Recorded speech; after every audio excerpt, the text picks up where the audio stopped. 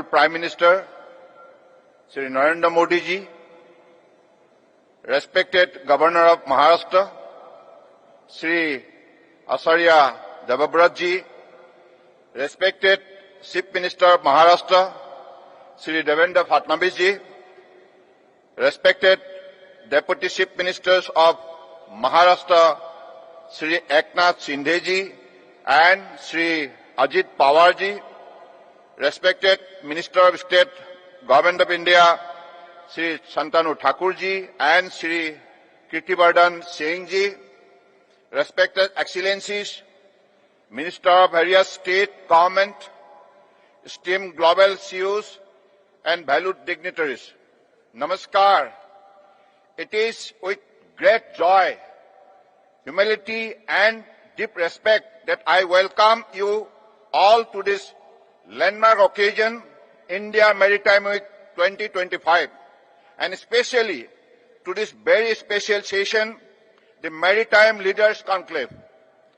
With the participation of more than 85 countries, 450 plus confirmed speakers, 500 plus exhibitors, 13 concurrent international events, and more than 1 lakh delegates. This edition of the Maritime Week is not just larger in scale than before, it is richer in vision and deeper in deliberation. It is also more inclusive in participation, reflecting the rising global stature of India's maritime ecosystem. We are truly honored by the gracious presence of Honorable Prime Minister Shri Narendra Modi ji, whose visionary leadership has transformed India's maritime landscape. Maritime India Vision 2030, Maritime Amritkal Vision 2047 are shining examples of sharp vision and smart strategy.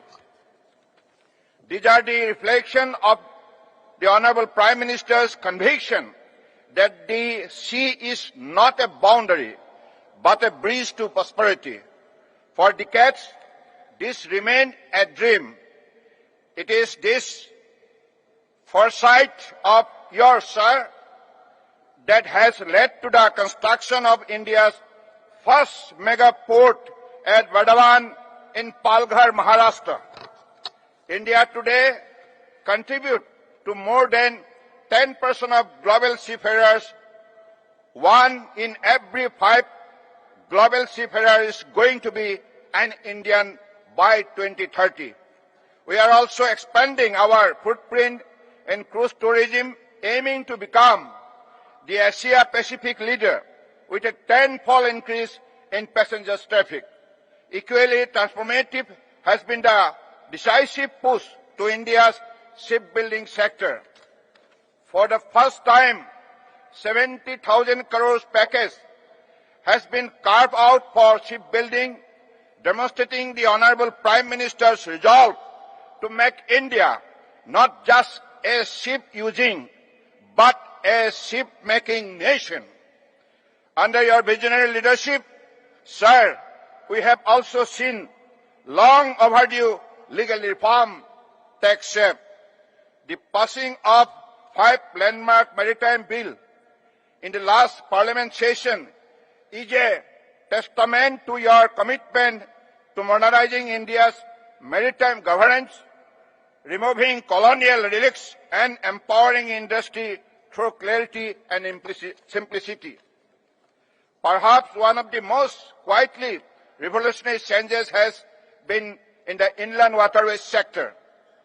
Thanks to the Honorable Prime Minister's consistent focus on sustainable transport, that in the last 11 years, operational waterways have increased 10 times. Cargo throughput registered 700% growth, and we are witnessing the emergence of an entirely new logistics stream that is green, cost-efficient, and multimodal.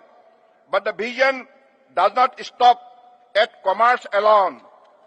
With the creation of National Maritime Heritage Complex at Lothal in Gujarat, we are also reclaiming and honoring our maritime legacy. In the word of Honorable Prime Minister himself, Vikas bhi, Virasat bhi. This initiative embodies the balance of progress and pride.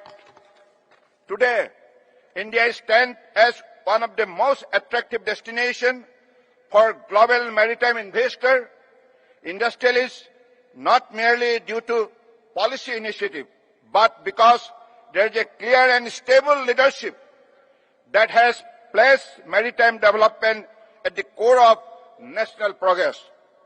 This program itself stands testimony to the kind of enabling environment created by Honorable Prime Minister, where vision meets execution, policy meets industry, and innovation meets opportunity.